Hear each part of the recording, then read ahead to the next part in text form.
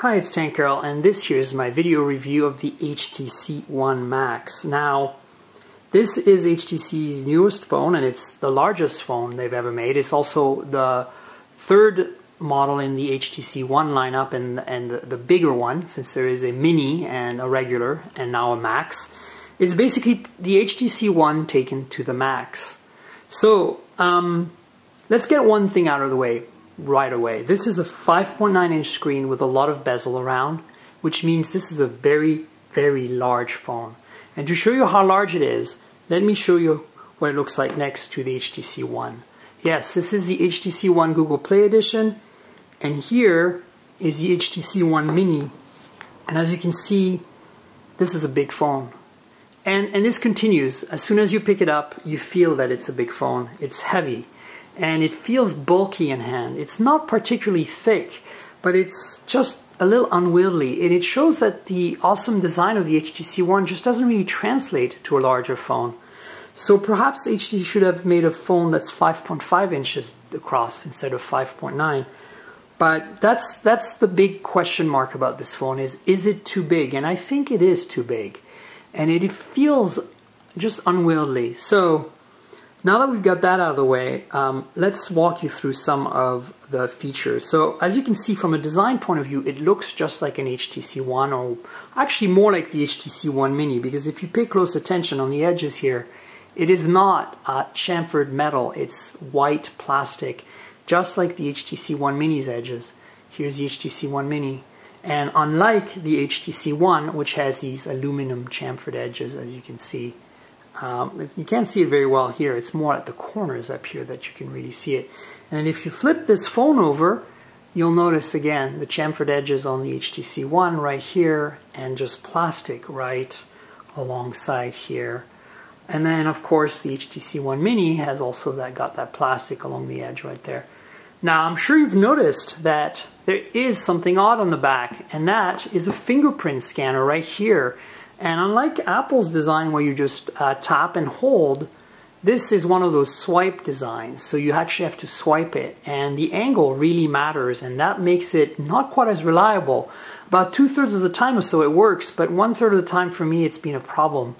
So again, same specs on the back. You can see there are some charging contacts down here. This is for an optional battery pack that is actually a case cover, and lets you add a little bit of battery juice to your phone. So let me just quickly walk you through some of this stuff.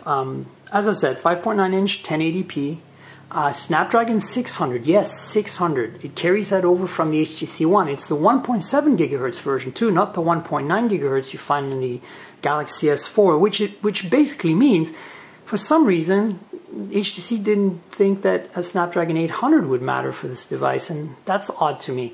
I would have really thought that as a flagship or whatever, they would go for a Snapdragon 800. Then again, the battery is really massive. It's 3200 milliamp hours, which basically means that you can go 2 days or so on a charge. That's been my experience. Very good battery life.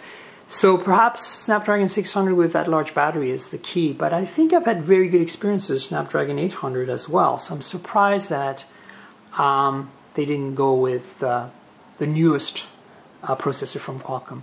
So, look at the front, again, same design. You get the boom sound speakers, top and bottom. These actually sound a little better than the HTC One. There's more surface area for the speakers, so it sounds really good. So it's a great multimedia device in that sense for playback.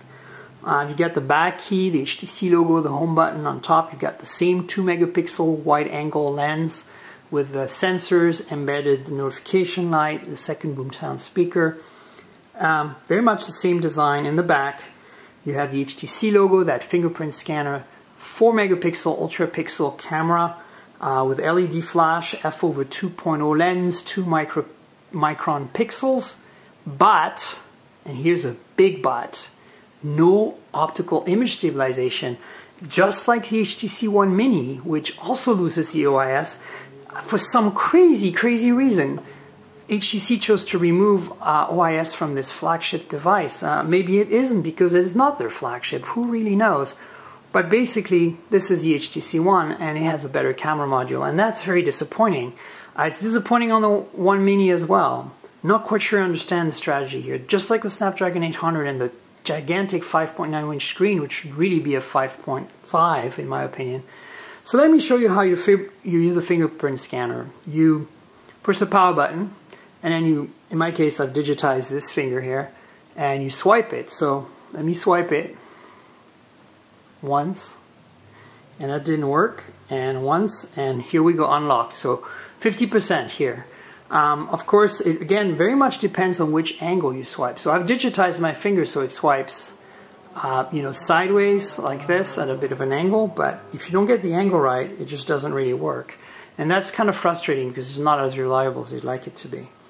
Another thing to point out is what's on the edges. So there is a infrared port here. This is actually not the power button. The power button's on the side, which makes sense. I'll show you in a second. You got the 3.5mm headphone jack here. On the right hand side you have the volume rocker, and here's the power button. And if you look at it, it makes a lot of sense. You hold the phone like that, your thumb rests on it, it makes a lot of sense. If you're left-handed though, I suppose you can use your index finger on it. But interesting design decision. Then on the bottom you have the micro USB charge data port with primary microphone, and that's pretty much it. On the left hand side there's really nothing until you hit this little thing where the SIM tray is on the Mini and the One. And let me show you why that is. So the HTC One in China actually has a removable battery cover, and this does too. So if I slide this down, let me do this, it's a little tricky. Slide it down like this, you can now lift this cover, and it exposes the SIM slot right here and a micro SD card slot right there. So that's kind of cool. You got micro SD storage in addition to 16 and 32 gigabytes of built-in storage, depending on which model you buy. Of course, you can see the fingerprint scanner here, but this comes at a cost, right? So you gain, of course, the battery still isn't removable, but you gain this this access to the micro SD card slot. And first of all, putting this back is very tricky. You kind of have to do this and then hope that everything just latches properly. And then you end up with a phone that doesn't have the quality and the fit and finish and the feel of the original HTC One or the One Mini. Why? Because it's not a unibody, because nothing has been completely etched and machined together. So you have this ridge right here between the metal and the plastic, and then the metal again. I'm not sure if you can see it, but it's not pleasant. It doesn't feel good in hand. It doesn't feel as luxurious, you know? And so basically, if you look at the HTC One, you know, you have like a perfectly smooth surface right here, right? It's completely seamless if you touch this part. Like, you can't feel any gap whatsoever right here. So that's a big deal. And that's obviously some of the compromise HTC has had to make for this removable battery cover.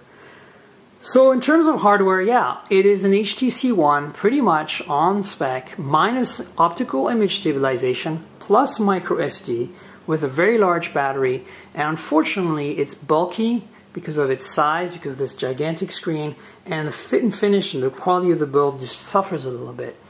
The fingerprint reader is really just a bit of a gimmick at this point, and so it's a bit of a mixed bag. In terms of software, there's been some improvements made. This is Sense 5.5, and it's got a few interesting things. Blink feed's still here, as you can see. However, it's been improved. Now you no longer have to pull down to get to the settings. You can just pull to the side like this, and you can adjust all the settings very easily from here, and that's really, really well done. The other thing that's interesting is the gallery, and the gallery's been improved significantly.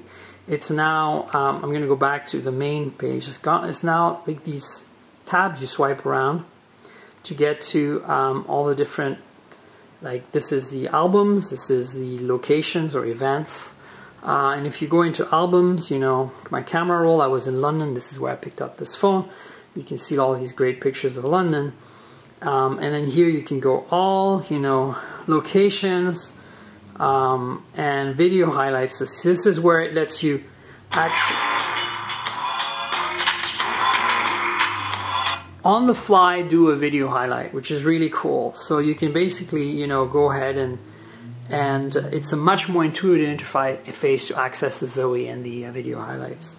But again, the camera doesn't have optical image stabilization, so it doesn't seem to make sense. Here's maybe HTC doesn't want this to be the flagship. They want the One to be the flagship, but to me, this should really have had OIS and Snapdragon 800, and maybe a smaller 5.5-inch screen, and then it would have hit the sweet spot, and maybe it would have been kind of the ultimate phone on the One series.